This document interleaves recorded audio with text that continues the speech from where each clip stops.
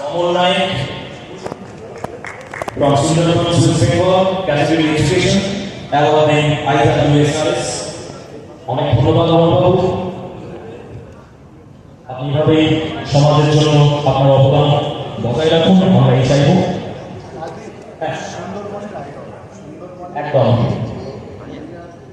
অমরনাথ সুন্দরবনের একটা এমন আইকন।